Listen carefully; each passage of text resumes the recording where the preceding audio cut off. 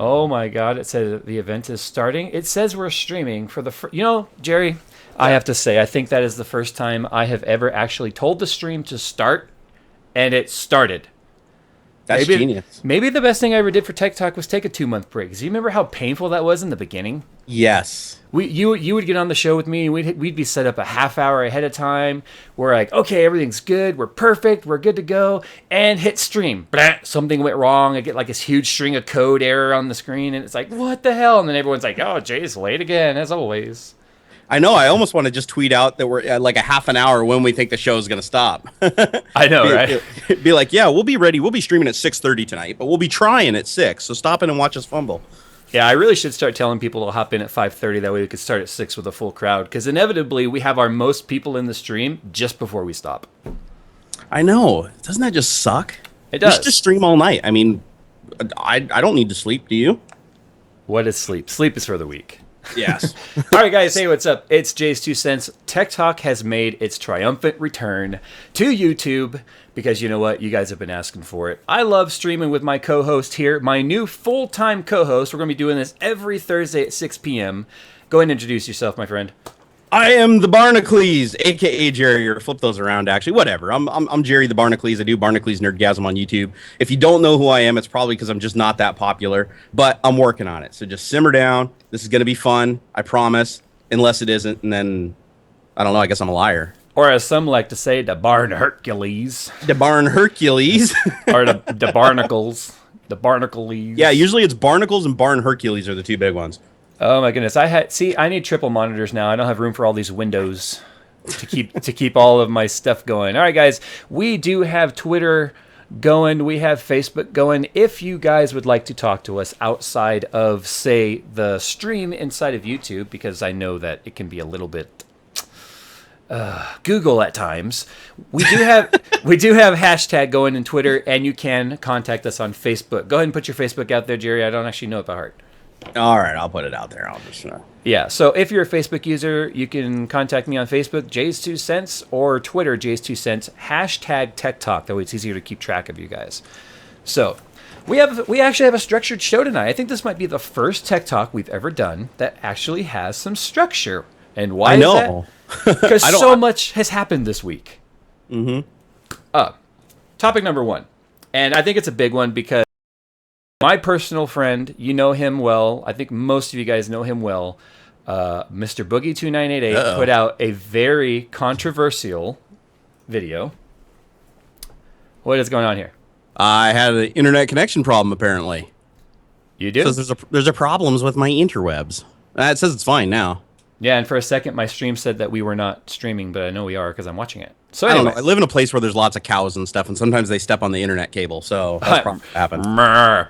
Okay, so anyway, Mr. Boogie2988 made a video about not necessarily, we're not going to talk about necessarily the company or specifics involved with the networks or the company, but we want to talk about the concept of what he brought to light that I think a lot of people simply don't understand, and that is the way that marketing works on YouTube. Guys, you've seen video ads play on Jerry's videos. You've seen ads play on my videos. That's how we make the little bit of money that we do on this channel, okay? I have a full-time daytime job. You have a full-time daytime job. We don't need the money from this, but it's nice to get a little bit of something back for the, well, full-time hours that we put into it. Yeah, Jerry, we don't take as big of a blow from our wives when we actually at least have something to say. Hey, at least it's, kind of paying for itself a little bit. You know that when I made my first 16 cents, when that AdSense account said 16 cents, I was like, woohoo! And my wife was like, you big spender, you. Yeah. I made 3 cents on my first day back when I did AdSense. I had 24 hours, I made 3 cents, and all I could think about was, man, I could buy a Jolly Rancher every 2 days. And I was like thrilled about that for some reason. Well, I love Starbucks. And when I was able to buy my first latte that didn't come from the bank, I was like, yes, I have made it. I am here. But of course, as you keep doing this, things grow. And we grow, and we grow, and we grow, and we buy bigger pants. And eventually you get noticed. I mean, you have 56,000 subs, something like that. I'm at 45,000. And it's like, companies take notice of that. And what inevitably starts happening if you do this long enough is a company says, hey, I want to get my brand out to your audience. It's no different than TV. We are marketed to more today than we ever have been in the history of humans. Everywhere you go, there's ads, billboards, newspapers. I mean, the internet. It's one big effing ad. True. So these companies want to invest in our channels because it's a return on their investment. It's not... See, the conversation that Boogie was talking about was the concept of, I am Jay's company, and Barnacules, I want to give you $1,000 to say that my iPhone case is the best case you've ever used. And sign me up. Where? I can do that? And that's what people think that we do, right? It's true. It's so true. That's what people think that we do. But you know, maybe I don't have 1.6 million subs like Boogie does, but I've never once been asked, hey, Jay, will you say this in exchange for this? Have you ever been approached in that way? I have, actually, by everbuyingmoon.com, and I told him to get stuffed. And I'm glad that you put you know what? Was that the company that tried to give you like company credit, like store credit? What was that? They basically just opened up like an account. I think they were going to start with like $500 or something. They were like, yeah, go to our site, buy whatever you want, and then just do positive reviews on it. And then if we like what you're doing, then we'll pay you and we'll give you even more money to like do more items. Then I went and looked at their site and I was like, oh my God, this is the jankiest thing ever. I was like, none of their products look like anything that I would use. It all looked like really cheap knockoff shit from like Korea, like stuff they don't even import to the United States. So I was like, yeah, guys, I was nice to them. I said, hey, thanks, but no thanks. And they kept coming back and up in the ante trying to get me to bite. I just said, no, it's not something I'm interested in. Well, because it brings into question your credibility. The moment, see, I feel, and this is a new area. Like you and I have gotten used to being called fat. I mean, used to being called stupid. What? I mean, we all know you're a virgin for life, but people still call you virgin for life. That's true. We get used to that, and people say it. It's like, you know what? You're just noise in the crowd. Yeah, but, it's like. But I think we're entering a new level of which we do this YouTube thing, where people are starting to say, you're just being told, you're being bought out, you're being paid to say that. It's weird. I definitely noticed a difference. Like when you cross that threshold, like I'm going to say it probably started happening like around 30, 40,000-ish. You start hitting that area. Yeah, it's really weird. The perception is that you're basically like doing stuff for money. And the first thing, actually, one thing I can say right now is technically I can't do anything for money. I can't take money from any of these companies. I can't take any of these sponsorships, even if I wanted to. Not that I would, but I can't because simply I have a day job and I have a commitment to my company and I love that company. But I do this as a hobby. That's all I do it for, guys. Exactly. And I can tell you right now, I've never been approached for, hey, say this in exchange for this. But I have had companies say, like, I've brought up issues with companies like, hey, you sent me this and this is bad and blah, blah, blah. And this has happened many times, actually. It's common that we as reviewers get bad product because, guys, as reviewers, we very rarely get anything off a retail shelf. We get maybe seconds, maybe a refurb. We get something that didn't cost them as much to send to us for whatever that reason is. So it's not unlikely that you get a review model that's maybe not up to snuff. And so I did have one company say, well, can you just not show that and just say that wasn't the problem? And I was like, no, not at all. I'm going to give you an option here. Either send me one that works, or I'm going to say this is the way you guys sent it to me. And if you're willing to send a review or something like that, chances are you as a consumer may get the same quality product. They didn't like that, so they immediately swapped it out, which then I got a good one. But I've never once had a company say, you're paid to say this. And I've never once had my network broker any sort of deal either, which was another part of what Boogie's video was saying, is that, you're brokered by your network to say certain things. I've never had Kirsch tell me I had to say or do anything ever. Like, ever. Your video is completely frozen. I just want to let you know. But is it? We'll keep going. It looks like it is. Okay, as long as you can still hear me, though. I can still hear you. Yeah. So anyway, I just wanted to kind of put that out there. And I mean, you know what I like? Who I really kind of respect too in this genre is Linus and the way he does business. If you notice, he says in the beginning of every single video, XYZ products, blah, blah, blah. He'll do a little ad like, buy any Core i5 or i7 processor and get a free copy of Rome 2 Total War, whatever, right? Click here to find out more. His little pre-roll ad never has anything to do with the product that he is reviewing. And if it's somewhat close to the same genre, he'll run a different pre-roll ad. So it never looks like he's being paid by the pre-roll ad for the product that he's reviewing. And I think that's actually really smart. Yeah. No, I agree. And I mean, I've been approached for logo placement. Obviously, I've got aqua tuning on my channel. And I'm in talks right now with more logo. And I have no problems with putting logos up if I like the brand, because it's simply nothing more than a logo. That's the way I feel about it. I mean, the bottom line is there's always going to be people who are going to say, no, you're just a sellout no matter what. You're just saying whatever you want to say to do damage control. You know what? Fine. Believe whatever the hell you want, please. There's certain people you're just not going to convince. I mean, you're absolutely not going to be able to. But the other thing is I can actually even talk when we first met and everything. I mean, you were already using these products. Like I remember talking to you before aqua tuning and you were ever doing anything. You were already using their stuff. Yeah, Cooler Master, you were already using their stuff. So I've been using those items for Cooler Master since I was a young kid, and aqua tuning I've been using as long as I've been water cooling, which is close to 10 years. Actually, that raises up another cool point. Is a lot of people wonder like how do you get this stuff to review? Not always do companies contact me. I contact companies too, and I do this on purpose because I like certain products. I see a product I like here's an example, right? Oculus Rift. I saw that and I was like, oh sweet Jesus, please. I mean, surround porn on your face, sign me up. MacGyver episodes. Anyway, I wanted one of these, so I sent mail to them. This is an example. They said they couldn't send me one yet because they didn't want to send out a dev kit to me. They wanted to wait for a production model. And I was like, okay, that's cool. But I really wanted one. That's how I started. I started a dialogue with them, and I start the dialogue with, hey guys, I'm a really enthusiastic tech reviewer. I do gaming, I do 3D printing, I do all this stuff. Would you guys be interested in sending me one of these for review? When I'm contacted by a company and they're like another example would be like, Ultimaker was really cool. I bought an Ultimaker V1. I purchased that. That was $2,500. That was an expensive ass printer because I sent a mail and they were like, well, you're not big enough yet. They're like, yeah, we don't really want to give you a free one. But I was like, screw it. I want a 3D printer. So I bought the damn thing and I used it and I made all these videos. And then once I grew by I think I was up to probably 30-ish thousand subs or something like that. They contacted me back and they're like, man, your videos are doing really good. We really love what you're doing for us. Can we start putting your stuff on our webpage? I was like, yeah, go ahead. And then next thing you know, they're like, oh, hey, do you want us to send you a V2? And of course that took 10 weeks plus to happen, but they offered to send me one because they liked what I did with the first one. So a lot of the products you see me review that are second or third generation products, I bought the first generation. That was all out of pocket.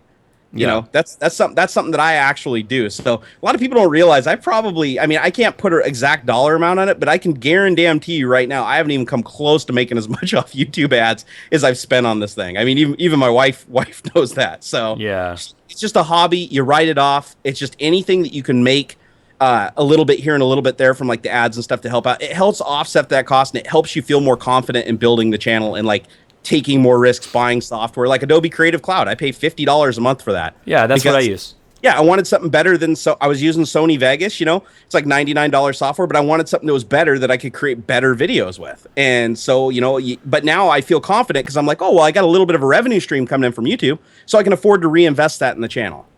Right, which is why I just purchase my XSplit license because I'm doing Tech Talk again. That's another reason why I let the license lapse. Real quick, do you want to try and disconnect or reconnect to get your mic or your cam back? Yeah, let's do it. All right, go ahead. BRB, guys. We're gonna see if we can't get our Barn Hercules back. Oh God, if I had $1 for every pixel, I'd have $2. Is it working now?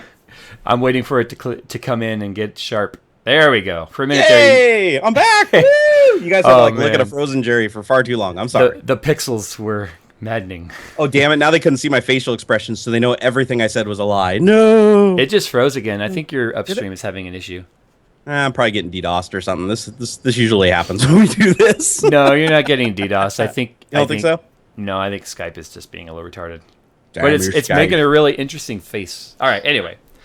So we'll just go ahead and put that out there. I mean, I've never once been approached and told, hey, we'll pay you this money to say this. And I've made it very clear, even in a conversation I had today, that my opinions will be my own with a potential sponsor. My opinions are my own. I will not censor the channel. I will be reviewing your competitors. Those are the three things that I make it very, very clear. So if you look at the stream, you should see the way your face is frozen. I'm looking at it right now. Derp? I'm just gonna talk like that all night now when you ask me a question. Be like, oh, well, I think J.O. Herbert Burks. All right.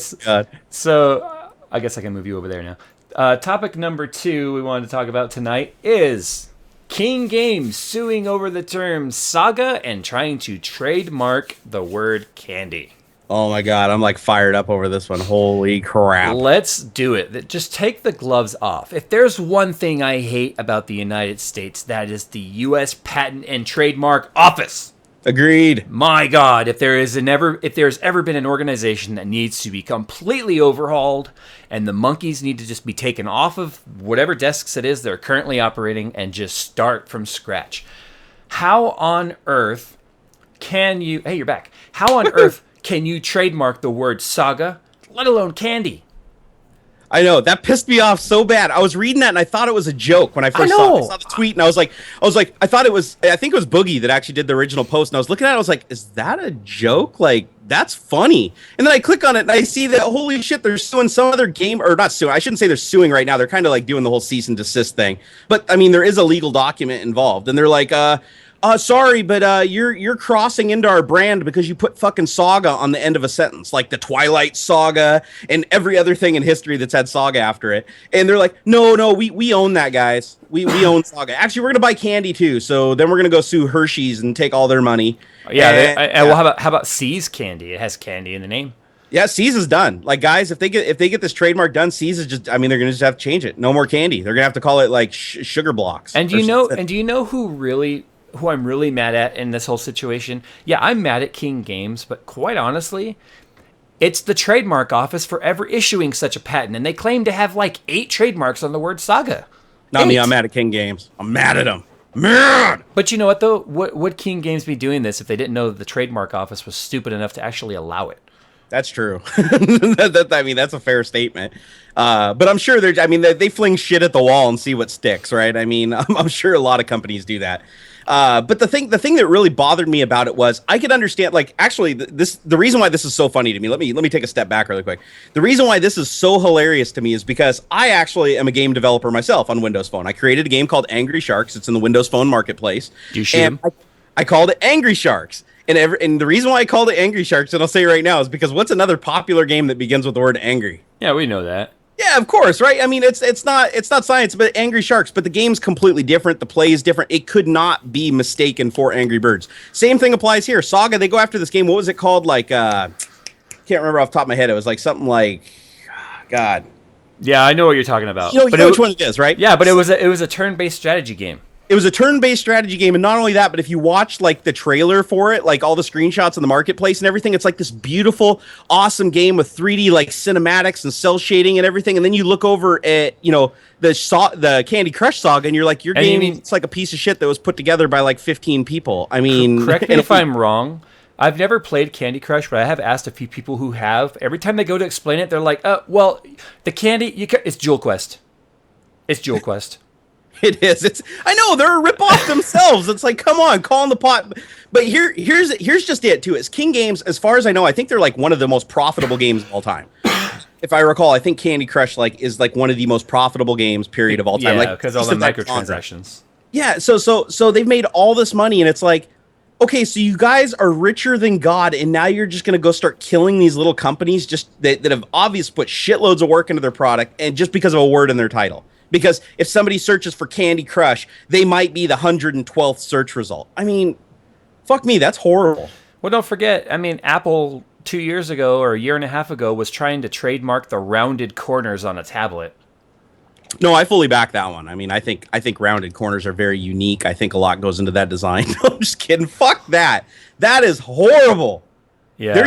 There should be a guy that they hire seriously at the patent office, like one guy. It doesn't even have to be more than that. Just one guy where all he does is just look at the title of the patent document and be like, "Fuck no," and just throw it away.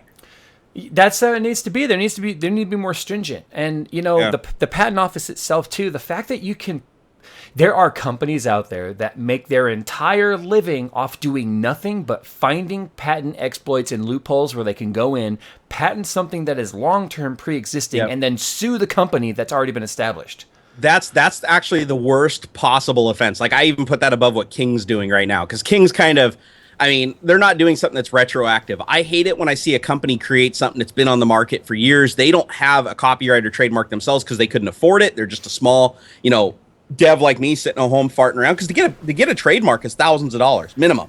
Oh yeah, but when you can go to a company and say, "Hey, we want to sue you for $500,000 because we have the patent on this," they kind of legally have no choice.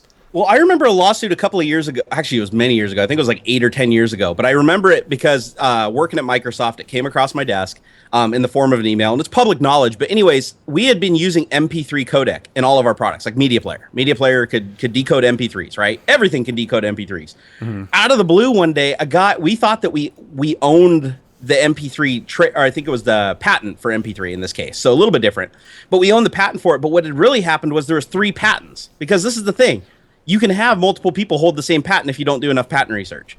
Absolutely. So because we didn't hold the original patent, I mean, it was like 5 or 6 years later, the guy came forward who actually bought the real MP3. He wasn't even the original owner. He bought the patent, the original patent, brought it forward, sued, and I think we had to pay him like $1 billion or something like that. Because how do you pull all that? You can't pull 5 or 6 years worth of products off the shelf and retool them all instead of, you can't. And he knew that. That was the whole point.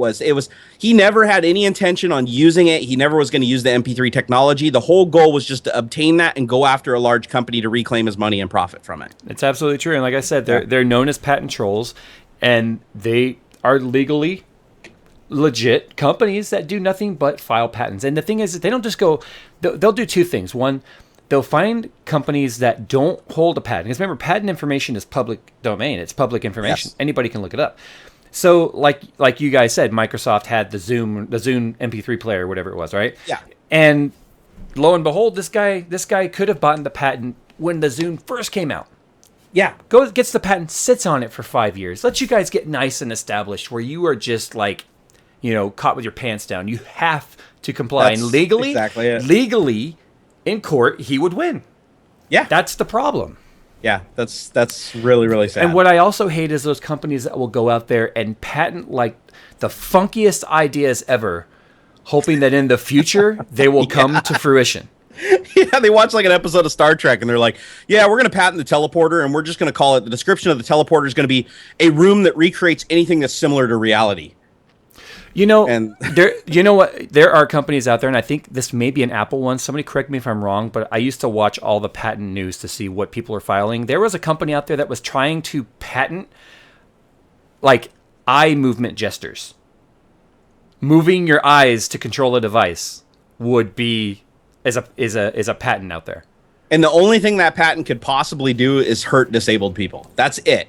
Because it's going to allow one company to corner the market on it or sue another company and take them out, which is going to drive the price of the product up. I mean, it's just the ripple effect, right? Or butterfly effect. It's just going to fuck everything up. Yeah, Frey A says that's America. I usually get pretty upset, and I love this country. I hate the government. I love this country. So when people say stupid things about America, I get pretty pissed because I don't say fuck France and I don't say fuck Germany or any of that shit. But I get really mad when people say that about my country. I can't really blame them given the government situation, but I will say fuck the U.S. Patent Office, loud and clear. Yeah, I'm gonna say that too. Well, until I actually get a patent and I make like $1 billion off a company, I'm gonna say fuck that, that office until I sell out to it.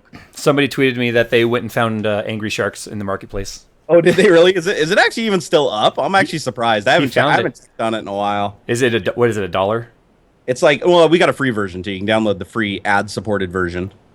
Guys, give Jerry a couple of cents. Go buy the game, or go download the game. Just go download the free version and like rate it and tell us how stupid it is. Like, go on my Twitter and tell me that I'm the most retarded developer ever. Oh, and by the way, I did all the voices in that too. So when you hear Mark Bates, yeah, we named him Bates. Nice. When he gets bit by a shark, he's like, ugh, that's me on this microphone. All of a sudden, your mic and your headset got really out of sync on Skype. You are having some upstream problems, dude. I don't get it because it says my connection's perfect. It says call quality's awesome. Huh. Very strange. Yeah. You never know. It could be me. I'll have to play around with the bit rates a little bit. Some internet. It's just internet, Jay. Anyway. Okay, so the next topic I want to move on to, I thought this was perfectly up your alley, I've never 3D printed anything, and I would love to get into 3D printing, but to be honest, I just don't even have the time to learn. So that's why I want you to 3D print things for my computer. But anyway, so there is a company out there in Brazil. It's a racing company, and they started thinking, you know, how do we get parts custom made, special made for our cars and not have to wait for imports or pay for design?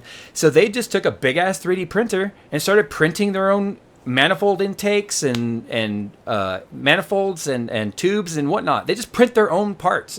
I thought that was really, really awesome. In fact, you can take it one step further, Jay. There's actually a guy, I think he's in Europe, and he's actually building the first 3D printed car. The entire car, except for the actual engine itself and the interior, the whole exterior of the car, like all the panels, the frame, everything's all 3D printed. And I think he's using one of those industrial 3D printers called an Objet. I mean, way, way higher quality than anything that I'm using here in the man cave, but still equally impressive that you can just go, I'm gonna go CAD up something and just instantly turn it into something I can use. I just put it up on the stream. I know you won't see it for a few seconds, but I just put up some images of the actual 3D printed manifold. Now, the quality of the print obviously looks a lot different than, say, which yours does, because I don't know, maybe it's a much higher quality printer. But what's interesting is it has, pressed in threads and yeah. My question to you is, what temperature does that plastic melt from the filament? Here's the interesting thing is there's three distinctly different, there's actually four, but two of them are common. There's three types of 3D printing that there are. The industrial 3D printing that you see people doing, like Boeing does and stuff like that, they use a printer called an Objet. And what it does is it uses basically almost like a plaster powder that they then introduce like an epoxy resin to. Like they literally squirt it on in a micro tiny stream, and then when it sets up, it becomes like, I mean, it's like JB Weld. The stuff's like damn near indestructible. So that was my next question: does that mean it would then remelt at a much higher temperature than before? Correct. Okay, because if we're talking about melting it, they're not melting it. They're just adding basically a binder to hold it together, and then once it cures, it's like epoxy. If you've ever used epoxy, I mean, it sets up at like 107 or 108 degrees, and then once it sets up, it's like you can't break it. The shit's like the steel will break before the epoxy does. Yeah, that was my question: is if this stuff is if it's like heating and melting, then and it's going on an engine, a racing engine. I was worried. I was like, is it going to melt again? So now here's the other two. So that's the one that they're probably using. That would be the one that I'm more than likely thinking they're using. But the other two types of technology are like I have, which is filament extrusion. And what it does is it basically takes a long, like a filament of plastic, and you can use different types of plastics, not just one. You can use PLA, which is a corn-based plastic. You can use ABS, which is the more common, like plastic Legos is made out of. Lego, please don't come suing me for saying Lego. God, you guys. They already tried. Yeah, they come. Those guys. Lego, leave me alone. I mean, I 3D print like this many Legos. And they come after me. Whatever, guys. Leave me alone. You were stressing over that. I mean, you had a community strike. Dude, I was so stressed. Yeah, I had a strike. My channel was all screwed up. It took weeks to fix. It was a nightmare. But back to the 3D printing technology, you can use ABS, which is common. You can also print in some exotic plastics like polycarbonate. You guys have seen me even print wood fiber, which is PLA mixed 30% wood fiber. There's all these different materials you can use, but their melting points vary between about 210 C to about 270 C. Wow. I mean, they're all up in the 200s, so they're pretty durable. I mean, if you go with PLA, that's usually like you wouldn't want to use that on an engine or anything because if it gets hot, it starts to get kind of malleable. But the ABS itself can handle a lot of temperature before it starts warping. So things like an intake manifold on a car, you could totally print in ABS. Can I point out something really interesting though? Is if you look at the stream, do you see on the upper picture on the left, it looks like the manifold cracked and they almost glued it back together just for the picture. Yeah, no, I see that. The other possibility too is that their printer didn't have a high enough build volume to do the whole part, so they printed that out in two different parts and epoxied it together. Yeah, it's possible. And I've done that before. Like I can't do a big enough print, so I print off like multiple pieces. Like my rubber band gun. Like where the hell is that damn thing? You guys probably remember that video. This guy? Oh yeah, rubber bands. I had to print two different sections and glue them together. Right. But still, super durable. And then the third type of 3D printing technology, which is now just becoming kind of consumer grade, and I'm trying to get one of these 3D printers bad, is stereolithography. And stereolithography is where you basically just have a puddle of goo. It's like a polymer that's a liquid, and then a laser cures it. So it basically cures it from a liquid into a solid, and then you can print at insanely high resolutions. And you can print parts that actually have like moving gears and stuff in them, which is like really, really cool. That's something you can't do with a filament printer. Yeah, I think it's interesting though how we talked about this at CES. See, last year at CES is when 3D printing really started taking shape and being mainstream and actually becoming affordable. I think last CES the average printer was $5,000. You just said you can get the Utilimaker for $2,500, right? You can, and you can actually buy or like you can buy a Robo 3D for like $700, which with some tweaking. The less money you spend, usually the more tweaking you have to get. But if you're diligent, you can actually get. I've seen people do incredibly high quality prints out of a $350 printer that they completely built themselves. Yeah. And the cool thing about 3D printers is they are not complicated mechanisms. If you go look online, the complex thing is getting them calibrated properly and to hold their calibration. But literally, it's like 3 stepper motors moving a thing on 3 different axes and laying down plastic. And the code that they use to make everything move and work is a common open source code called G code, which is human readable. You can open it in Notepad and look at it. And it's like coordinate, do something, coordinate something. It's just straight instructions on how to drive the stepper motors. It's really cool. Yeah. Unfortunately, your cam is frozen again. I think it might be something to do with your XSplit, the way it's importing the video, because every time I stop and restart the video, it comes back. Like I just click turn off and turn on. But on my side, it's always good. It always looks good on my side. Yeah, we'll play with it. Anyway. It's all right, guys. Hey, first show, right? Come on. Yeah, I think the technical difficulties are going pretty smoothly tonight. God. Yeah, as long as it's going to keep fire now. Your house is going to burst into flames, Jay. Yeah. But no, what I was going to say was that the price seems to have cut into about half of what it was last year. But now we're seeing the new materials. Like you mentioned, the new filaments. And I mean, I watched your video about the wood, the wood thing. And you said it felt like wood, smelled like wood, sounded like wood.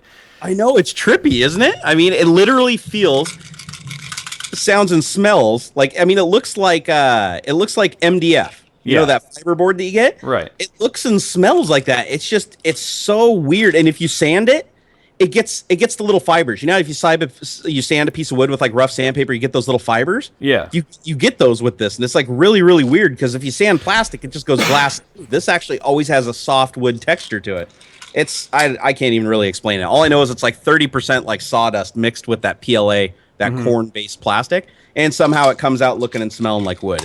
It's freaky. Oh, that's awesome. I mean, when we were at CES, Miss J wanted so badly to go find the 3D printers because she wanted to find the printed candy.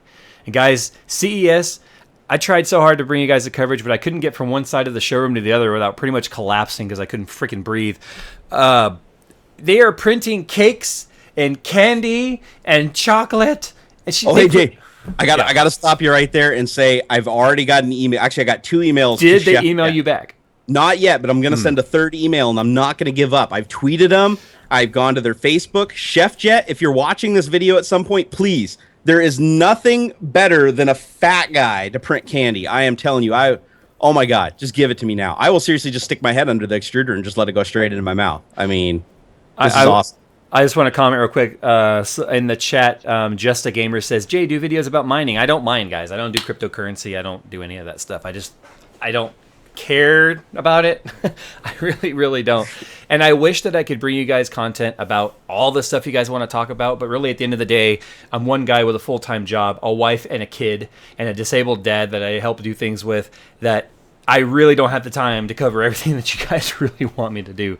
But don't worry, that's why there's the 2 of us, because I will at some point cover cryptocurrency, and I'm going to show you all the wrong ways to do it, because that's the only way I know how to do it. Especially if you're still considering making that jump to Radeon graphics cards. That's the only. I'll tell you right now, if you guys want to do coin mining, just give up. Just give up on the whole NVIDIA thing. The and all the API cards like went up in price and everything. It's at this point in time, I would say that there's no real profitable way unless you can get a hold of a very large farm and very cheap electricity to really be profitable at it.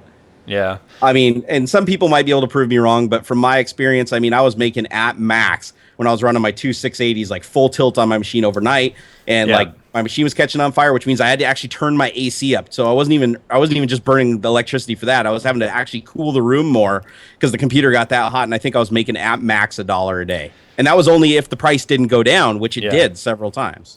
Okay, guys, for our next topic that we're going to talk about here, and it's a subject that affects all of us, regardless of what platform that you game on. And that being companies that invest in development of game developers wanting them to code specifically for their platform, whether that be an AMD graphics card or an Intel processor or an NVIDIA graphics card. We've all seen it. NVIDIA, the way it's meant to be played, or ATI graphics, it says AMD now, but AMD, Gaming Evolved. We've all seen that. And what does it mean to us as gamers? Before we hop into that topic, I want you guys to all do me a favor. I want every single one of you to hit that like button, and I want you guys all to tweet out this stream so we can get as many gamers in here as we can, so that we can at least just try and educate the masses on what it really means to you guys and me and Barnacles to be a gamer and have component manufacturing get involved with the development process of the game. And to me, it's a problem. And I work in software. You work in software. We'll talk about that in a moment. So in the meantime, while I'm waiting for people to get in here, we're at 202 viewers. I'd like to see that go up. I'd also like to see the thumbs up button go up more. And people are asking... I'm going to push the like button right now, Jay. I'm doing it. I'll do it too. Shameless plug. Shameless self-promotion. Woo! That's another show. So what graphics card is JayzTwoCents going to be upgrading to? I will tell you guys that it is in the other room right now. And I'm currently waiting for my water block to arrive, which left from Slovenia yesterday and will be here tomorrow. They shipped that thing 2-day express from Slovenia. I wonder what that costs. More than the cost of the card, I'm sure. You're going to make me liquid cool my GPUs now. Because it's funny, I have two 360 rads, an OC cool pump, and 12 fans all just for my CPU. I've never had a graphics card that wasn't water cooled once I got into computer gaming. I'm ashamed. I'm ashamed, guys. I really am.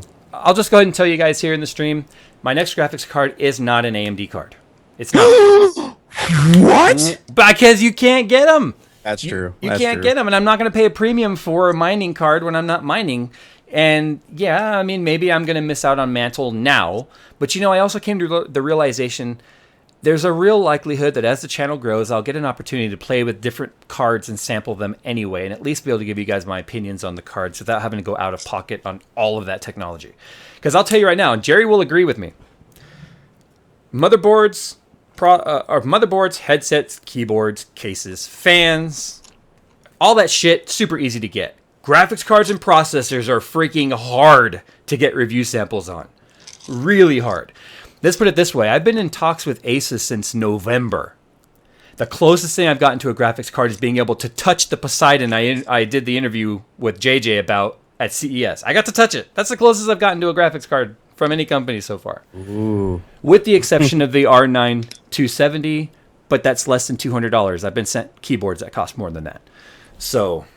Yeah, and I'm not going to lie. I sent mail to NVIDIA, and I was like, hey, can you guys give me, 4 Titans, please? And, crickets chirping. They didn't talk to me. NVIDIA, if you're watching this video, I'm sorry. I'm sorry I asked for so much. Do you think one guy was like, hey, Bill, come look at this email. Look at this guy. Bill, hey, come look at this fucker over here. Sharon, come here, look at this. Yeah, say that around the office, would you? He's only got 50,000 subs, and he thinks we're going to give him a Titan, let alone 4? I think when you sent it, you had 30, actually, to be fair. Oh, God, yeah. I was a little ambitious and shameless back. I mean, I'm still shameless. There's no harm in asking, right? I mean, a lot of things I asked for, I never thought I would get, I actually got. And a lot of things that I thought I would get, I didn't even get a response. It's a crapshoot, Yeah. And eventually, when I have 220 million subs in 20 years, I'll probably just be like, hey, Bugatti, can you send me, your new Veyron over hover car? I want to try it out. And it'll just show up.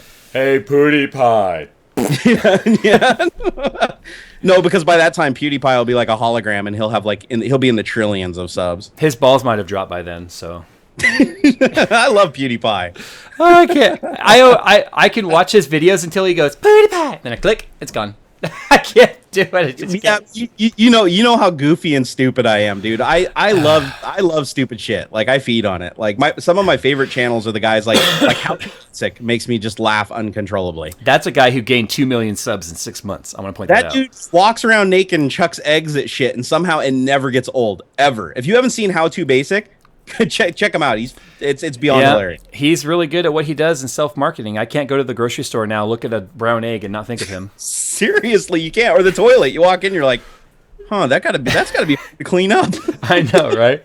And every now and then you swear it's real crap. I know. He straight up destroys shit too. When he was busting laptops with hammers and stuff, and he actually had them on, so you knew they were functioning. With a guy who gets over 15 million views a month, I don't think he cares. Oh, that's actually another point to raise too with people is a lot of people. I wouldn't say a lot, but I've gotten a couple of people that come at me and they don't like the whole fact that it's like you're putting ads, and that's another sellout thing. Is they're like, why do you put ads on your videos? Pain in the ass. I just block them anyways, use an ad blocker and all kinds of stuff. And I'm like, well, you don't understand. The more money the channel makes, the more crazy shit I can do. Like when I started out, it's like I can only do so much out of my pocket. Let's just hypothetical situation here. Let's say that on my best month I had a couple 100,000 subs and I could make like $10,000. Well, now I can afford to go out and buy like the coolest computer ever.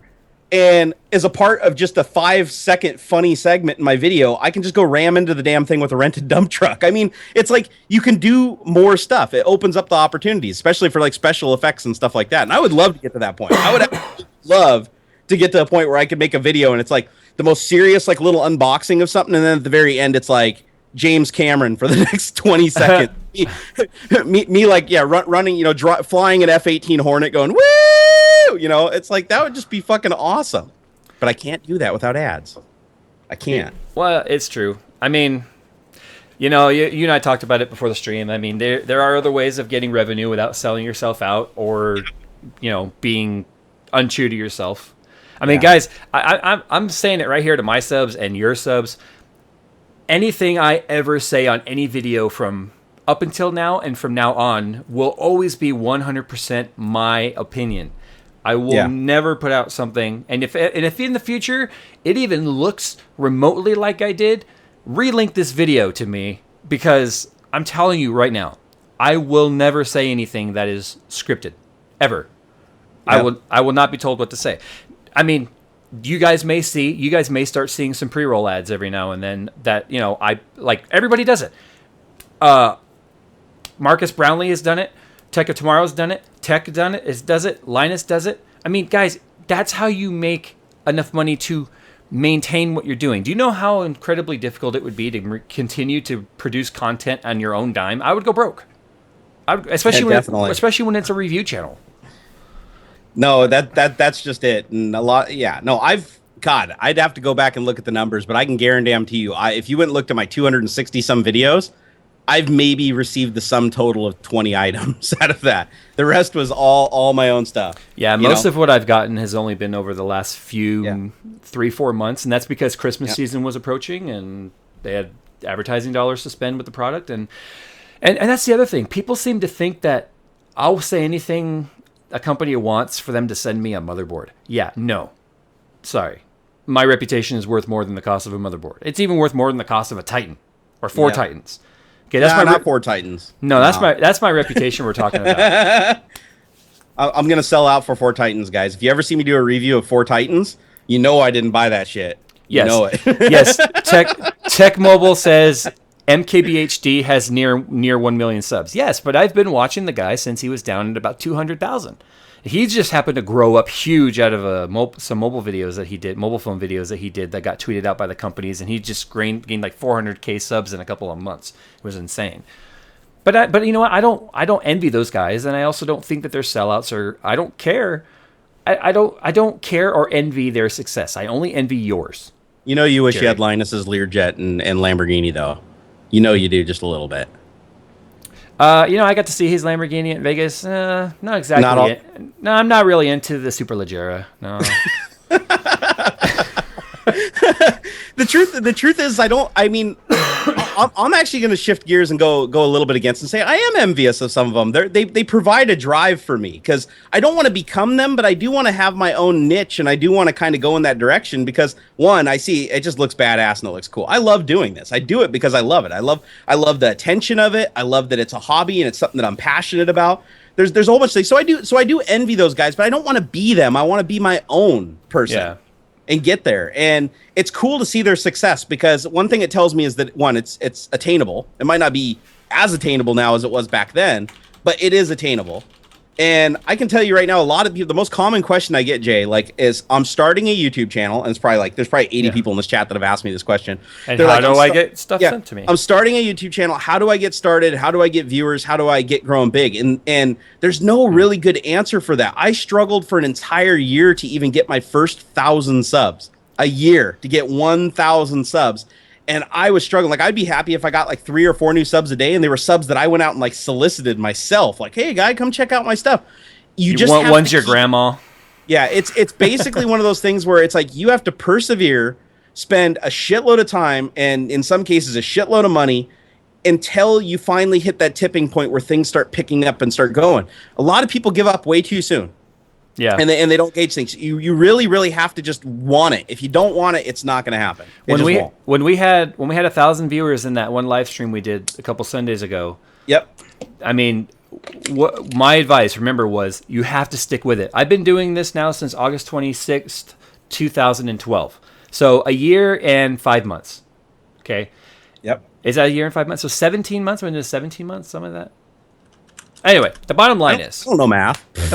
I know. People who do tech don't know maths. Anyway, the bottom line is, guys, it took me a year before anyone ever even recognized or noticed who I was if you are trying to do content like I do with product reviews. When it comes to subs, I think you and I are a little bit different there, Jerry, and I think that's where in the beginning you were like, holy shit, what are you doing? Because you had already been on YouTube for, what, a couple of years? Yeah, I've been on for 6 years. A lot of people don't know that. You said it took you a year to get your first 1,000. I got my first 1,000 in 4 months. And then I was getting 1,000 a month after that, and then 2,000 a month. And I think now I'm up between 5,000 and 6,000 a month. My question to you is, like, you finally figured out the formula of just how to retain viewers and grow to just this astronomical peak. Like, if you guys go look at Jerry's social blade, you'll see he's like really flat. He's really flat, and he kind of has a little bump, and then he just goes like through the fucking roof. Just my formula is, first you need a really good Chinese botnet, because those things, I mean, oh my god, they work so good. Which ties back into why we need to get ad revenue. But the truth is that what happened, and actually this might actually be really good information for the viewers if you're thinking about starting a YouTube channel. I didn't really think about this until you just said that, Jay, and I know exactly what the tilting point was, and that was, if you watch my first videos that I did, it was, here's a product. I think it's kind of cool. I didn't have my face on the screen. I was kind of monotone. I was just really nervous, to be honest. And I'd go and post these videos, and I wouldn't put any keywords on them, and the descriptions would suck. And then one day, I was like, I'm going to record myself playing Diablo 3. I believe that's the video that gave me the first bump. Diablo. I'm going to go play Diablo. See, I called it Diablo, and that's one of the funny things I did. But I put the camera so you could see the big screens, which is something unique. You have to have a niche. You have to. So mine, for me, it was the big screens and the crazy computers that drew people in. But you know what made them stay? I said Diablo. And it enraged so many people that not only did it draw an army of trolls to the video, it also drew an army of people that actually thought it was hilarious and liked my stuff. Yeah. And that gave me the confidence. That one video started giving me the confidence to start kind of keeping that formula and moving forward. And just, you know what? I don't care if I'm wrong. Because for every person that's going to beat me up for being wrong, there's going to be another person that thinks it's funny. And you just have to realize that, Yeah. It's funny because you are different than me. I'm different than Linus. Linus is different than NK PhD. Yep. They're all different than Tech of Tomorrow and Tech Syndicate. We all do sort of the same thing, but we're all super different. And that's the thing. I've heard people say, oh, you can't start a YouTube channel now. Everyone's already doing everything. I'm doing the same thing 5 other guys are, but I'm doing it my way. And people still come and watch, because ultimately people may find your channel because of a search title or a thumbnail. But what's going to ultimately make them stay is your personality. And whether you love the person's personality or not, or I take it back, whether or not you like the content, like the topic, if you don't like the person, you're not going to stay. We've all had those YouTubers where we're like, oh, I like what he's doing, but God, I can't listen to this guy's voice, or he's got really bad hair. I can't talk to him. You know what I mean? Yeah, I know exactly what you mean. I was watching a video the other day on the Nissan GTR because I love that car. That's my dream car. If any of you guys want to buy a Nissan GTR and just give it to me as a gift, that would be really awesome, because I'm probably not going to be able to afford one for a good long time. But I saw this guy who was reviewing it, and he literally was test driving it from the dealership, and he had his camera where you couldn't see anything but the shifter in the center column, and he's like, yeah, this car is pretty cool, and yeah, here, I'm going to put it into gear. Okay, I'm stepping on the gas. Okay, we're at 30 miles an hour. Okay, that's cool. And I'm like, this sucks. I just turned it off. I was like, this is the dumbest video ever. That brings up another point, honestly, guys. A big piece of advice. Don't be like, hey, guys, we're going to do a video today about how to do 1080p encoding. So, or they'll eat the mic. So we're gonna do this, and I'm And sorry. today I'm going to be talking about this little box of Twinkies here. Yeah. Do you know how many videos I've clicked on? And they honestly got my attention because they had a good title, they had a good thumbnail, and then all of a sudden it was just like, and I'm not even talking about language barriers. It was just flat out boring as shit because I'm going to talk monotone and say that this is the way. Guys, you wouldn't watch a TV show like that. You wouldn't watch a YouTube video like that. Well, actually, Jay, a good point is how much this is one thing I actually got from Jay that I picked up from Jay is before I met Jay, I actually did a lot less editing on my videos. Editing is as important as actually everything that you film in the video. And I'll tell you why, because all my videos I used to do were 30 minutes long. Actually, a lot of them still are 30 minutes, but realize that starts off as like 4 hours of footage. But what happens is you get in this rhythm where you're like, okay, well, I'm going to show you, this is actually really cool. And, yeah, and this, no, that's not right. Yeah, no, and that goes there. And you do this thing where you jumble around, and God, go watch my old videos. You'll see exactly what I'm talking about. But you end up with 30 minutes, and it took 30 minutes to get 5 minutes worth of content. Yeah. Well, now after watching Jay's videos, if you watch a lot of my videos, I do a lot of jump cuts and going around where it's like, okay, here's this, and here's this, and this is this, and this is this. And sometimes it might seem a little fast paced, but it's to keep you engaged. Like I watch the video back and I think it's boring when I don't do that. Then I do that and I'm like, wow, this actually turned out really good. Yeah, which brings you to the way of talking. I mean, I guess it's the way a lot of theater arts people do it. Of, you know, how you and I talk in person, like if I go in there and talk to my wife right now, and you were to record that, it would sound like, "Hey, honey, so tomorrow we're gonna like," blah, blah, blah, blah. You would never listen to that, but in person, it's just normal. Yeah. But it's no different than like the same way like thespians will overdo the makeup, where like, because from a distance then you look good, but you go up close, you're like, oh my god, it's like crusty and shit. It's the same way with talking, where you have to practice like completely enunciating and talking completely over the top and getting super excited, and you're getting big facial, expressions, and that way when you do the recording and you pull it back down, you're at a level where all of a sudden you're considered entertaining, easier to listen to. You have more tonalities in your voice. Whereas some people are just like, I'm gonna show you today how we're going to. I mean, it's like, oh god. And the video is 15 minutes long, and in the end, you go, I could have made that video in a minute and a half. Yeah, I actually, this is a technique that I use is I like to get myself really excited before I shoot video. And I do this, like if I'm feeling tired or I'm feeling really down, I usually won't shoot video. Like you guys will see me tweet out a message like I'm really exhausted tonight, I want to take a break. I have to have a lot of energy to shoot a video because I don't enjoy doing it unless I'm really amped up about it. So sometimes, I mean, all like no shit, I will go down and I will do like 10 or 15 sit-ups as fast as I can. I'll run around. Half my videos you see me, I'm like sweating. It's like I will get myself amped up. I will literally just like, if my wife's not here, because I hate it when she listens to me sing, because she always like comes up and she's like, oh, I heard you singing. And I'm like, no. But shit, I'll put music on, blast it, and just sing it as loud as I can and just get myself really amped.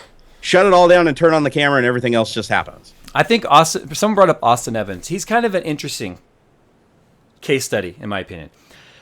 I don't want to. Hey guys, was it that guy? Hey guys, it's Austin, and I'm not. That guy is. And I'm not saying that in a derogatory or like mean way. Austin's content is good. He has hundreds. He has hundreds of thousands of subs. He knows what he's doing. He is a very smart guy. He's doing it better than I am, clearly. But I watched some of his earlier videos, and I've watched some live streams that he's in where he's just kind of talking like you and I right now, and it's like, I would so listen to him if he talked like that. But the moment I get into a video, it's, hey guys, this is Austin. Today, we're going to take a look at this keyboard. Blah, blah, blah, blah, blah, blah. Anyway, guys, see you next time. It's like, why do you do that? You sound so robotic. I don't get it. But like you said, it's become his trademark. It's a trademark. You can't deny that when you hear that. You don't even have to see it. You just hear it. You know exactly who it is. You just do. Yeah. Like I said, I have nothing against the guy at all. Yep. I've never met him. I've never talked to him. He seems like a really cool guy. His success to his age level, I hope to shit he can handle the money he's making. But I just can't listen to the videos. I can listen to the live streams. The live streams he's in, fine. And you know what? His peers even know it. Like at CES when he did his video where Linus and Tech and NKBHD were with him, when he was like, hey guys, this is awesome. They all looked at him. He's like, I'm not looking at you. Because they knew, like the moment he said it, they're like... Hey, Austin, if you're watching this video right now, love you, bro. But hey, don't get on those drugs and don't gamble all that money away. Okay, you save some of it. I know he's not watching, and if he is, honestly, like he knows what he's doing. He is good at what he does. It's a trademark that I personally am kind of like every time he does his intro, I'm like. But hey, that actually brings up another kind of little bit of a segue subject there, and that is you can't please everybody, right? Just like you Austin, he annoys you, but he also pulls in. No. Sorry. He doesn't annoy me. Larry and Jay again. I already look. Do you know how down. many tweets I've already been tweeted in the last 20 minutes saying Jay says you have a shitty Lambo and tagging Linus? I said that. No. Because in this stream, I was like, I'm not really into super legeras. People are already tweeting Linus like, oh, Jay doesn't like your Lambo.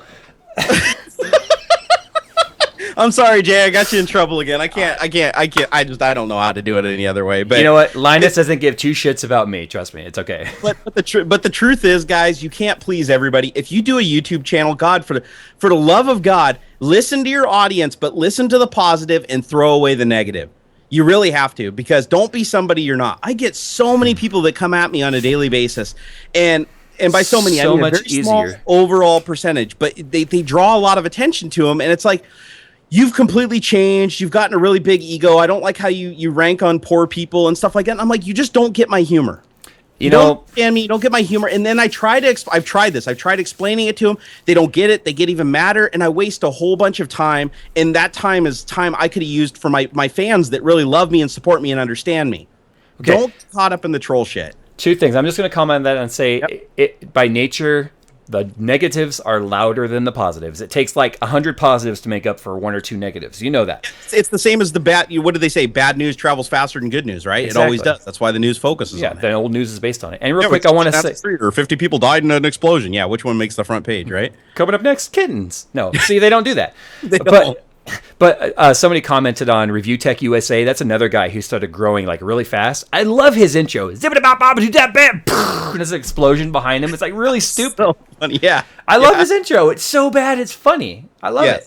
It's like, okay, it's another guy who grew out of nowhere. And I love it. It just kind of goes to show the diversity between like, God, things I like, things people don't like, I love.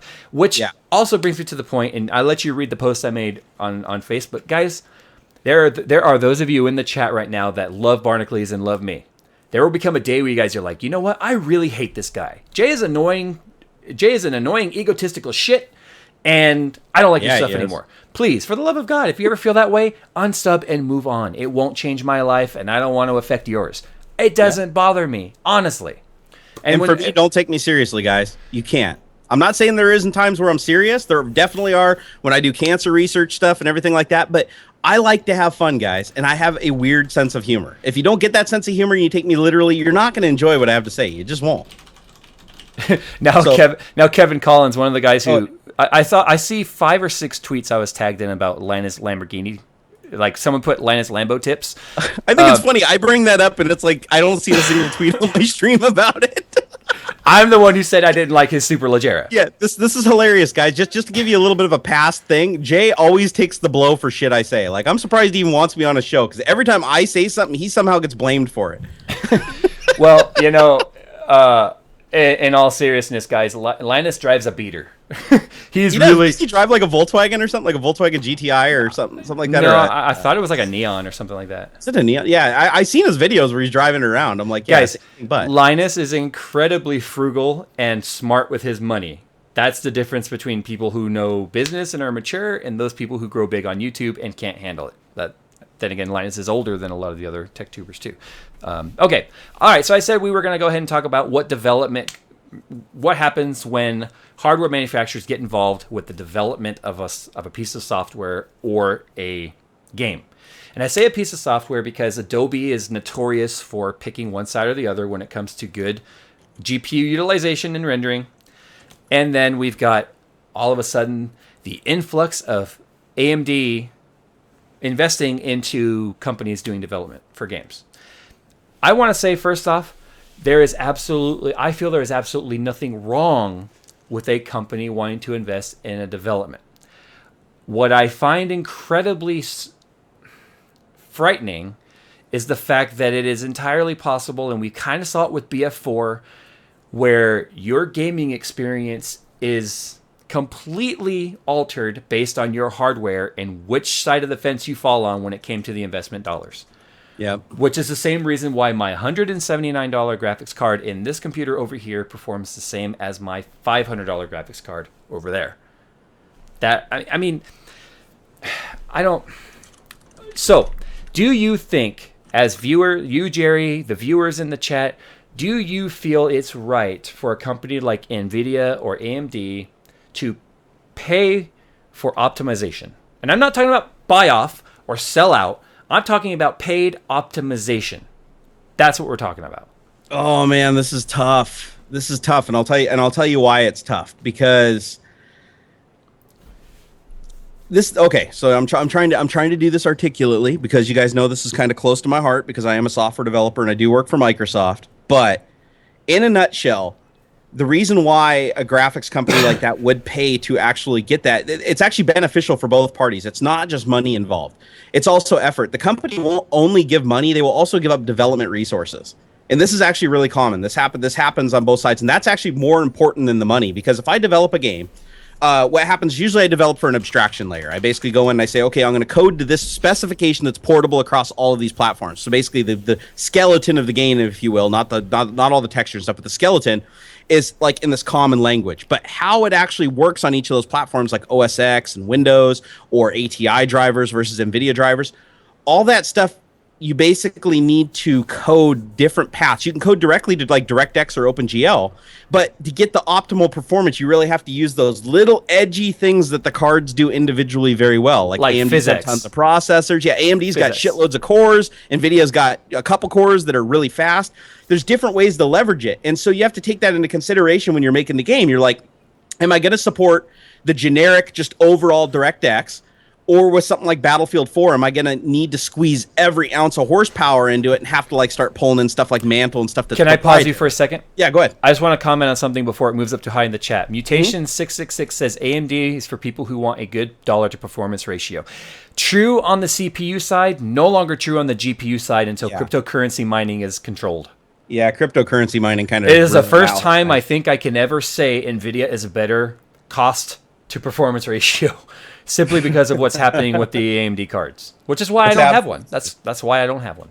So in a nutshell, I guess if we're going to shorten it down, I do think that it sucks because it definitely hurts the consumer, because you can't have both NVIDIA and ATI, obviously. You have to make a pick as a customer, because you're not going to have both graphics cards running in your computer at the same time being of any use whatsoever to each other. Yeah. So it's one of those things where it's like, yeah, you're not going to have two different computers to optimize your gaming experience. So then you have to build an overly powerful NVIDIA box or an overly powerful ATI box to be able to handle both the unoptimized and optimized games. Guys, ATI is still around. They were just absolved. They were absolved by AMD. They had the AMD name. It's still the same team of developers. I'm working, kiddo. I haven't seen a lot sticking her face in the door. Hey, Nerd Galaxy said I inspired him to make his own man cave. You rock. Yes. See, I love that. I think everybody I love it. Everybody needs their own area, whether it be a man cave, a man corner, a man cubby, man under the stairs, man garage, man shed. Well, the man shed seems a little bit creepy, actually. I'd totally do a man shed, dude. I might actually do that. Man shed coming soon. Yes, it says free candy on the side. Candy on the man shed. Oh shit! I'm gonna get sued now. Yeah, but back just on topic really quick. The thing is hey, you don't re-rail this train. I'm sorry. Okay. I just wanted to get back to the little AMD thing, and I just wanted to kind of segue into the whole, Mantle's trying to get direct hardware access, and that's, if companies pick it up, that's going to be a game changer, and NVIDIA is going to have a really hard time competing, because NVIDIA is going to have to go through a ton of layer of abstractions, which each one of those costs performance. But supposedly AMD just runs by all that and goes straight to the hardware. But supposedly Mantle is open source, so NVIDIA could adopt it, but I don't think they'll want to touch it simply because it was put out by the competition. Actually, that's not true. They'll pick if it's open. Honestly, I know I'm like the most uneducated nerd ever, but I didn't realize that it was open. I thought the AMD that's what people have been. That's what people have been telling me, but I haven't followed Mantle. I'm not even going to touch it until it's out. Then I'll make opinion. I will tell you right now, if Mantle is open, it's going to be a game changer, because if Mantle's open, NVIDIA will pick it up, because NVIDIA picked up OpenGL and all the other open specs because it makes sense. Same thing with DirectX. I mean, the one thing Mantle does is it takes out all the middlemen. That's the greatest thing about the technology is you no longer have to say, okay, I need to go to DirectX, then DirectX has to go to this driver, and then this driver has to go to this mini driver, and then this mini driver has to do this, and then I have to go to ring 3 and ring 0, and all this other techno bullshit you probably don't even understand for Windows. Now Mantle's just like, software would like to tell the video card to do something, and the video card just catches it and says, okay, I'm going to do it. That is huge. That is absolutely huge. I'm going to comment on what Shahraz Rizwan says, FX is dead. I don't think so, and here's why.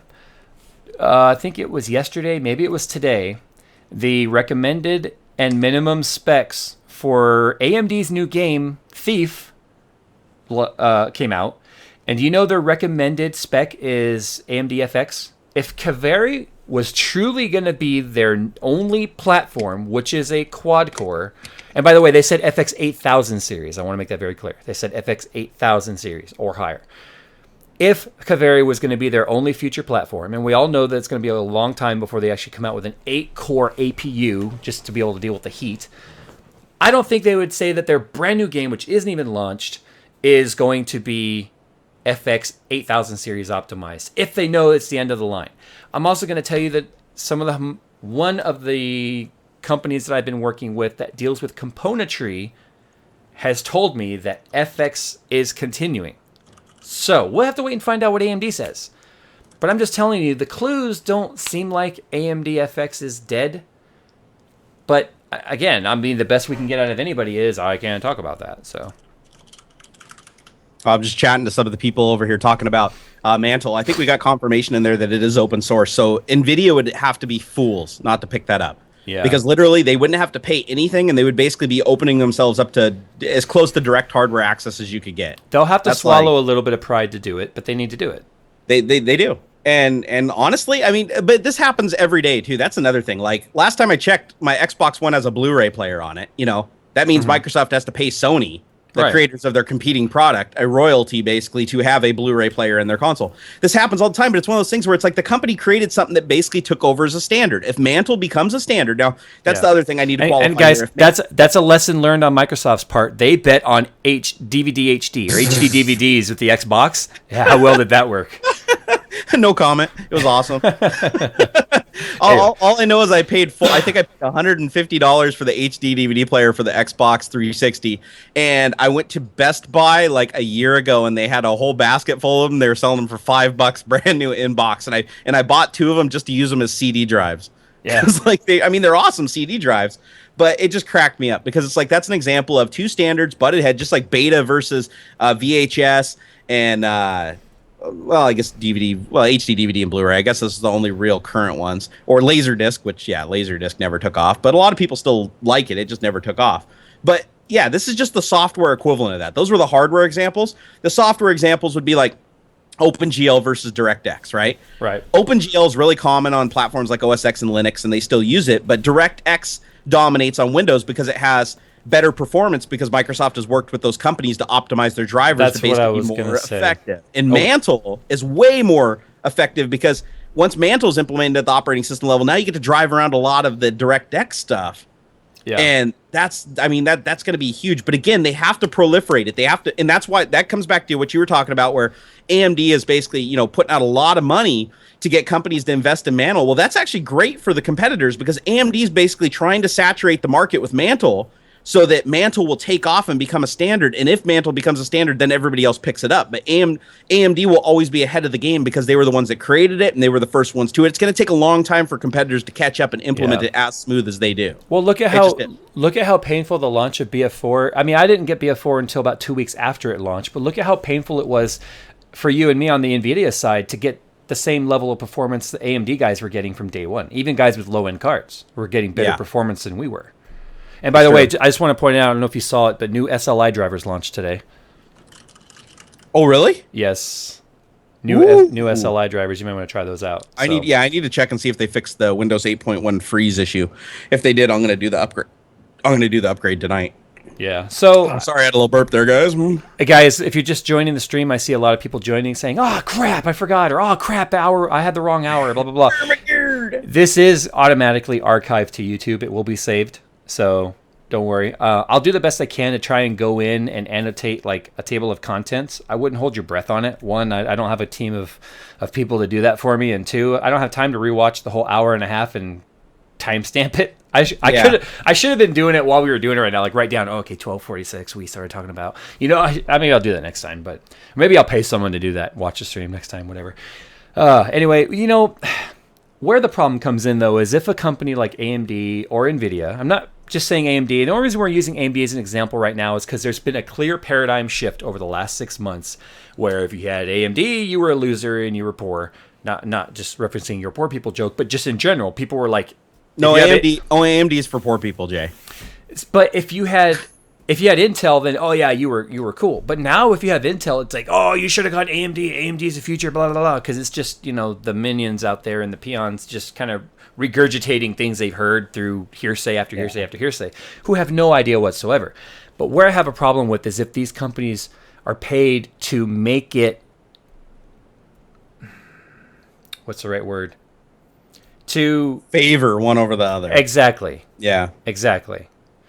Because then it's like, I don't want, the last thing I want to have to think about when I buy new componentry is who is in the lead right now with who's paying more towards gaming. You know what I mean? I don't have to think about that. But the thing is we already have that battle a little bit today, like in the console gaming world, right? Because I've played games on PlayStation 3 and Xbox 360, for instance, right? And I've played games where it was way better on PlayStation 3 than it was on Xbox, and I played games where on Xbox it was way better and it was way smoother and it looked better than it did on PS3. It just depended on which platform was the primary platform that game was developed for and which one it was ported to. Right. And because of that, it's like it's kind of the same thing in the computer space, but the nice thing about a console is every game you get, for the most part, is as optimized as it possibly can for that piece of hardware. Right. Like, with exception to the porting and stuff like that. With computers, there's so much diversity in hardware that these gaming companies, I don't like the idea that they try to lean and optimize towards one spec, but what I'm hoping that they're doing, and this is a big hope here, is that they're optimizing for one, but they're not doing it at the cost of the other. Yeah. Like, for instance, if they're optimizing, like, for instance, if they support Mantle, right? Okay, if you have a Mantle-capable card, yes, it runs faster, but they're not screwing all the development for DirectX and just leaving it a bucket of shit on purpose to try to get everybody to go, oh man, Mantle's so much better, go to it. And I'm hoping that's not what's happening. Well, just like Tomb Raider, just like they did with Tomb Raider, it was the brand new Tress Effects thing with the hair, right? You can go in there and turn it off, which is important. Yeah. I mean, as long as you can do something like that. And But what I just would hope it never comes to is that somebody is given an amount of money that says, hey, we'll invest $5 million into your game if you make NVIDIA's a little less optimized. Oh God, if they're doing stuff like that, I mean, I'd lose all faith in humanity. Like, that would just be so horrible. And honestly, I don't think they would, because even if they got the payday by crippling it on the one platform, they're cutting off an entire user base. I mean, they really are, and I don't think they would willingly do that. Yeah. I think it's more that they're just trying to make it better for one. And again, it goes back to dev resources too. If AMD comes to me and they're like, we're going to give you 20 headcount of developers that are all trained on Mantle and everything to basically drive your dev team and help you implement this functionality, I'm going to be like, yes, please. Yeah. Because it can only make things better. Yeah. But the thing is, just with any project, it's going to be rare for it to be optimized for both, because in order for them to optimize it for both, that's going to be a lot of duplicate code paths, and developers don't like doing that. One card might load us like this would be a really good example that actually happens today is you can pick like texture quality, right? You usually got your texture quality slider. Well, those textures might be 4x4, 16x16, 32x32. They're all different sizes, but different graphics cards might actually, the way that they address their memory, might use one texture faster, be able to transfer one texture faster than the other. So they have to make a decision at ship time. Are we going to include both texture packs, which could make the game 24 gigabytes? Or do we just include the one that's more optimized for whatever we think the most of people have? Right. So those are really hard decisions to make, but judging by the size of games these days, I'm thinking they're probably just throwing everything. Haven't you noticed over the last couple of years, there's been a huge influx of that money being dumped into the gaming industry from component industry, though? I mean, the first time I can really think of seeing it was Crysis 1. where NVIDIA really paid Crytek or not Crytek. Crytek's the engine. I can't remember who the developer is. I know the publisher was EA, but or Origin, whatever. I don't remember. It's been too long. Crysis one was like 2006. NVIDIA really paid for that. But the horrible part was the game was horribly optimized. Even the highest end NVIDIA cards couldn't run the damn game. There's still systems today that can't run the game because of how poorly optimized it was. Well, depending on how old you are, you can even go back to when 3DFX was Voodoo 3DFX was a competitor. Remember that? Yeah, and Voodoo. And the thing about NVIDIA or the Voodoo cards is the Voodoo cards, you could run OpenGL on them, right? Or you could run 3DFX on them, which was a proprietary, just like DirectX is. It was a proprietary graphics library, and you'd always open the game in OpenGL, and it would run like absolute garbage, like Quake, and then you'd open it in 3DFX, and it'd be like shaded, and everything be nice, and the textures were beautiful, and you were like, holy shit, it runs 100 frames per second. Yeah. But only on Voodoo cards, and there was more than that. I mean, there was remember the Ticket to Ride processor by Number 9? A lot of people might not remember the Number 9 graphics cards, but those used to be really expensive and really big back in the day, like the Diamond Viper series and stuff like that. They had the Ticket to Ride processor. There was one game ever created, and it came with the damn graphics card, and nobody else ever adopted it. So there was one game that ran beautifully on it, looked awesome, and everything else ran like garbage. And I only know this because I bought that card. I want to respond to what Foxio Games says. He says AMD and NVIDIA paying game companies would be akin to Sony or Microsoft paying companies for exclusives. I'm surprised this hasn't happened yet. The problem is you're talking about two different platforms for Microsoft and Sony versus AMD and NVIDIA are both PC platforms. You can't distinguish an exclusive based on a graphics card type. That would be extremely limiting your market there. Granted, they do it on PlayStation and Xbox, but you're talking about millions upon millions upon millions of console gamers. It's not the same when it comes to AMD and NVIDIA. I think for gamer, there are a lot less PC gamers than there are console gamers. Yeah. Well, the other thing is realize, I mean, the goal is for one to snuff the other out. I mean, they're never going to be friends. Yeah. NVIDIA and ATI aren't friends. The gaming companies are friends with both of them, but they are mortal enemies. And they have to be, because whichever one prevails with the standard and the fastest GPU, that's why do you think we have such fast graphics cards today? I remember back when graphics cards like moved at a snail's pace, because there was like Cirrus Logic, Number 9, Diamond. There was like all these different graphics card companies pumping out these like proprietary chipsets and stuff. And nothing ever really went anywhere until Voodoo came along, and Voodoo raised the bar so high that nobody else could even touch it. Like, and who bought Voodoo? That was actually, I don't even remember. I'm pretty sure it was ATI that bought Voodoo. It might have been. It actually might have been, but one of the companies bought them. And was it NVIDIA actually doing? No, they weren't doing the Voodoo chipset.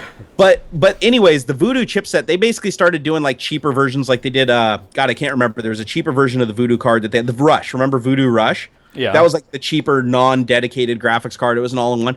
And they started kind of dilly-dallying around. The other companies had a chance to catch up. But in the end, you got stuck with two big contenders. And that's basically, you got AMD on one side creating, the ATI chipset. And then you got NVIDIA over here creating their NVIDIA chipset. And those are the two Goliaths that remain that are fighting it out for supremacy right now. And that's why you see so many things. ATI comes out with a card that's slightly faster than NVIDIA's. Then NVIDIA instantly released another card that's slightly faster. They're pushing the voltages to the max. They're putting crazy-ass cooling on these things and requiring insane amounts of power to run them. And it's because neither one of them wants to give the other one a chance to get too far ahead. Yeah. Yeah, but let's talk about let's segue into a topic that's not on the chart for the last few minutes, and we're going to talk more about this next week, guys. Because if you guys want to know, next week's guest is going to be JJ from ASUS. And yes, I know there's a lot of discussion about, is it ASUS? Guys, ASUS pronounces it ASUS, so that's the way I'm saying it. ASUS. No, it's ASUS. JJ is coming on. We're going to be talking about graphics cards and not just. And the cool thing about ASUS is they make AMD and NVIDIA cards, so we can talk about any of it. Yep. So anyway, this GPU discussion will be continuing next week as well. But 4K monitors. Let's talk about 4K for a moment. And I bring this up because I've been asked a lot lately, hey Jay, if I get a 4K monitor, will my graphics card be strong enough? And before I even read what graphics card they say, I automatically say, no. Your graphics card is not strong enough. But it's a 290X. But can a 290X run 4 1080p monitors at a playable resolution? What's the answer to that? Absolutely not. Nope. It takes two of your GTX 680s to run three 1080p monitors, which is essentially one monitor less than a 4K monitor. Guys, the pixel resolution for a 4K monitor versus 1080 is twice the height, twice the width, giving you 4 quadrants of a 1080p monitor. It would take 3 780 Ti's to play a single 4K monitor at max 4K resolution with all effects turned on. It would take a three-way SLI of a 780 Ti or even the new Titan Black Edition to play a 4K. So people are like, why resolution? Why do they do it? Guys, 4K monitors have nothing to do with gamers. It's about TV and multimedia. They're adapted to panel sizes that suit computer users. Yeah. And a 4K monitor for your computer is not intended for gaming, quite honestly, even though you have a 4K ROG monitor already out. It's no different than when 1080p first launched. Remember how 1080p was the resolution? It was like, oh, you have to have XYZ graphics cards and overclocked and blah, blah, blah just to run a 1080p monitor. That was only a few years back, 3-4 years ago.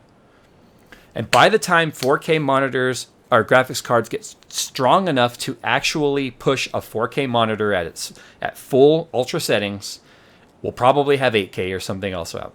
Actually, you know what a good example of that, Jay, is? Remember the old CRT monitors that were 1600 by 1200 resolution, 4x3? I know people that refuse to get rid of them today.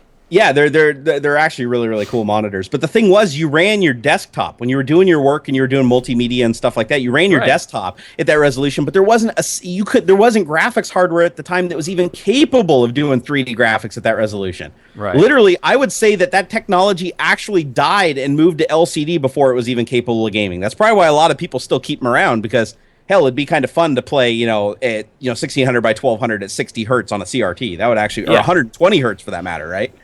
Let's talk about the Gigabyte Bricks video I did from CES. Those tiny little machines that even have cool. Yeah. Yep. He had 2 displays going. The highest end model that they had with the highest end GPU that you could get playing Battlefield 3 at medium settings or Battlefield 4 at medium settings. They had a 4K monitor showing 2D playback. There's a reason for that, guys. If you tried to hook a 4K monitor up to an APU and actually 3D game on it, it would smash your APU to bits. Nothing would happen. And you know what actually surprised me, though, is that the Civilization 5 demo that AMD had with the 3 1200p monitors in portrait mode was actually playing at a playable FPS, but then again, it's Civilization 5. Yeah, it's like the lowest end graphics game ever. I mean, they had to. Nothing would drive it. Civilization 5 is actually a little bit more CPU intensive than GPU, but yeah, guys, 4K monitors, someone said it in the chat, it moved up, I don't know who said it, but someone said, I think 4K is farther out in the future than we've been led on. I think it is. Right. The sad thing is panel designers are already working on 8Ks. I mean, you can actually buy Sharp, them. Sharp already has one out. Yeah, I know. I saw it. Isn't it like $20,000 or something like that? Yeah, and it was at CES last year, and they had the exact same demo, the exact same demonstration in the exact same spot again this year. Yeah. No, 4K is. I'm not going to say it's a gimmick, but it is a little bit of a gimmick. Like, I think it would be good for like software development and stuff like that, where you have a screen where high density is important and you use lots of little fonts and stuff like that. But to be honest, God, right now I'm sitting in front of a large screen at 1080p, probably sitting about 2.5-3 feet away, and I can't make out the individual pixels.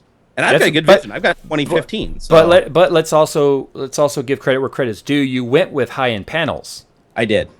Yeah, the panel quality makes all the difference when it comes to those pixels. I have a 32-inch 1080p Insignia TV over here, which is what Best Buy house brand. It's a $280 TV.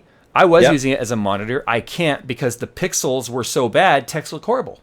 Yeah, we should probably clear that up for everybody in chat. Like, I actually do use televisions as my display. I mean, they're HD TVs, but they're Samsung Series 6 panels, and they have 0 screen door. You can literally get an inch away from the damn thing, and you can't see space between the pixels. And that's what makes it so good. If you just go grab your HD TV out of your living room that's like a Vizio or something like that and hook it up to your computer, it's going to look like shit. It absolutely will. because they have the screen door effect where there's like large voids of space between the pixels, and it screws up the whole experience. Yeah. And my very first monitor I had when I first moved to large screens, I had a Westinghouse. Remember those guys? Oh, I had a 20-inch Westinghouse. Yeah, I had a 42-inch Westinghouse that was and it was a plasma screen, and it had wicked screen door. I literally had to put it 3.5 feet away from me to even make it even remotely tolerable, and it was fun for playing games, but it was horrible for everything else. Absolutely. Yeah, so, I mean, but that's the thing. That's what 4K, guys, here is what 4K was meant for. This is directly from the panel manufacturers themselves at CES last year. Porn? Really high def porn. Yeah. No, ultra porn. Yeah, sometimes more definition than you really wanted. But anyway. Yeah. It is designed for them to be able to make much larger panels without getting larger pixels. So it allows them to be able to have, like you saw at CES this year, the 105-inch Samsung 4K display that I could put my nose against and not spot a pixel. It's designed for large format. In my opinion, it doesn't belong in a 28-inch monitor. You're absolutely right. No, like for projectors, for instance, I have a 92-inch projector screen and 1080p on that thing. If you walk up and get 2-3 feet away from it, you can see the pixels on that thing. I'm going to make no illusions there. You can make out the damn pixels. But if that was 4K, I would have the same pixel density as I would on a 32-inch screen. On that 92-inch, it'd be beautiful. Joshua McGuire, I got your tweet. If you're in the stream or not, I don't know, but he said which graphics card. I think he means which graphics card set up what I need for 3x 720p monitors. My answer was anything. A Trident 8900C ISA card with 256K RAM should be able to do that just fine. I just told him honestly, anything with 2 gigabytes or higher, like current generations, would be fine. Yeah, no, and a lot of people do that with NVIDIA Surround too. Like if you have one graphics card and you're running an NVIDIA Surround setup, most of the resolutions, like even if you go into NVIDIA Experience, if you go into the NVIDIA Experience panel, even on my super powerful computer that I have, I go optimize my game for frame rate, and it immediately drops it down to this crazy ass resolutions like 3980 by 14 or 3980 by like 8 something. Yeah. It doesn't pick the highest rate. It doesn't pick 5760 by 1080. It picks a way lower resolution. And to be honest, depending on the game, you can actually run at that lower resolution and it's much smoother and it still looks just as good. Like racing games are a good example of that because I sit further back when I'm in my simulator. I can run, and I don't have to for iRacing, but some of the more graphic games, if I want it to be liquid smooth, I can drop it down to 720 across all 3 panels. It's super smooth, and honestly, I can't tell a lot of difference from that far away. Yeah, well, refresh rate plays a big difference into that too. Yeah, especially refresh rate of your TV. Honestly, I think. Yeah, that's what I'd take over 4K. I would if I could get these 46-inch panels here, 1080p at 120 hertz. I would take that over 4K at 60 hertz all day long for what I do. Yeah, exactly. Because I mean, if that's the other thing, you start talking about high refresh rate of 4K, guys. I don't even think there's graphics cards out in the market right now. 4 Titans would have a hard time running it. Or what's that company, the Korean company that's selling the super cheap 4K display, Senki or something? Senki? Oh, I'm not sure. They sell a 40-inch 4K display, and they do not buy these damn things. They advertise them as 4K displays. Yes, they're technically a 4K panel, but they can only run at 30 hertz. Wow. And so, yeah, nothing's going to get at 30 hertz. Are you sure it's not just 4 1080p monitors taped together underneath the glass? No, it probably is. Let me see. Was it Seiki? I can't remember the name of it. Yeah, that's it. Yeah, Seiki. Seiki LED televisions, 4K. And so you look at the specs and they're like, oh, 4K, and they're showing you like this movie stuff. And yeah, for movies, it's great. If you want to watch a movie on it, rock on. 30 frames per second, you're not going to see that in a movie. They're all 25 frames per second or 30. But if you're playing a game, oh my God, is it going to just be crap, guys? Not worth it. Yeah, we'll continue the GPU discussion on that next week. It got brought up, and guys, it's getting to be that time. I think the way I want to end each show is the way I used to end my Tech Addiction, my weekly show on YouTube, is Tech's Dumbass of the Week. Now, Jerry, I said I wanted us each to pick one. Did you get a chance to pick one or no? I didn't. You didn't. I'm okay. Now. Then we'll just can I be my own dumbass of the week? You are absolutely Tech's Dumbass of the Week this week. Woo-hoo! All right. So let's go ahead and talk about a guy by the name of, I don't want to move your window so it stops popping up there. A guy by the name of D. Aaron Hearn. D. Aaron Hearn apparently drank himself, and I'm going to give you guys a little picture because the mugshot is by far the best portion of this week's Dumbass of the Week. Let's do this here. Give me a second. And there, he's up on there. In fact, I'm going to put him over your picture since you're this week's Dumbass of the Week. This is D. Aaron Hearn. D. Aaron Hearn apparently drank himself to a .147 AOC, which is, or BAC. Blood alcohol level. BAC, which is not that bad. It's only double the limit. It's not as bad as the guy earlier this week who blew a .467, which they said was at the lethal range. That's dead. Yeah. After driving his car home and crashing into his tree or something like that. Okay, so this guy apparently was sleeping in a park at 2 a.m. and was a .147 BAC. The cops come to him and ask him, hey, is there anything that... Do you see this picture? I know. I'm laughing because you put him over my face. Yes. So, is there... I'm blowing a 4. So they say, hey, is there anyone that you can call maybe to come pick you up? And he's like, yeah, I got that. Hold on, let me get my phone out of my pocket. He takes a $20 bill out of his head, or out of his pocket, puts it up to his head, and proceeds to have a phone call with someone, telling him all about, hey, he's drunk and needs to be picked up and this and that. And yeah. So this week's Tech Dumbass of the Week is D. Aaron Hearn, who apparently mistook a $20 bill for his smartphone or whatever it is. And honestly, guys, I chose him because of the pirate. To talk on my $20 bill. The guy looks like a pirate. He needs an iPad. I know he does. He's like, oh, where's my booty? So, anyway, I just... Smitty, where are you? Oh, my God. I could not resist. I had to do that. All right, my guys. Tech Dumbass of the Week is King's Games. I figure we'll just go full circle on that one. That's actually a pretty good one. All right, guys. Thanks for coming back and hanging out with Jerry, a.k.a. Barnacles, and myself, JayzTwoCents. Tech Talk will be here Thursdays at 6 p.m. as frequently and as consistently as we can do it, because, you know, you guys honestly deserve a good tech stream other than just the WAN show, because a lot of the other tech streams people have told me have kind of died out. Like, I guess they were, they were there and just kind of quit. I just got a text from Boogie. He says, hi, me gay. Hi, me gay. Hi, me gay. Anyway. Oh, good time. Well, Guys, we love all you guys. It's been a blast. This has actually been a really good first show. Actually, I had a lot of fun with it, Jay. I did. Yeah, 200, an average viewers of about 244. Let's see how many unique people actually came into the stream today. My favorite kind of streams is where I can just come in, I can just be myself, and I can have fun, and it just doesn't feel all awkward. And that's why I love working with Jay. Because Jay is just as retarded as I am. I just like to hang out, and yeah, I am pretty retarded.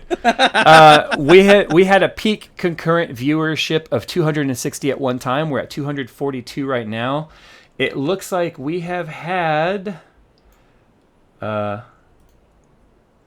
1,929 people stop by tonight. So that ain't too bad. Actually, that's phenomenal for the amount of time we've been streaming. Jeez. The average person stuck around for about 20 minutes, which is longer than I can stick in some live streams. So, hey, kudos to you guys. Yeah, you guys beat me. Seriously. Yeah, I get on a live stream for, I don't know, like 10, 15 minutes. Then I'm like, look, squirrel. Oh, you know what I forgot to do? I forgot to play our intro. You son of a bitch. How could you do that? I'll go ahead and... Put his outro. Now it's right, an outro. We'll go ahead and do it as an outro. Guys, JayzTwoCents, Barnacles, thanks for coming. He's my regular co-host, guys. He just put some lip stains on his camera. All right, guys, we're going to go ahead and play the outro. We're going to get the hell on out of here. As always, we will see you in our next live stream. Hell yeah.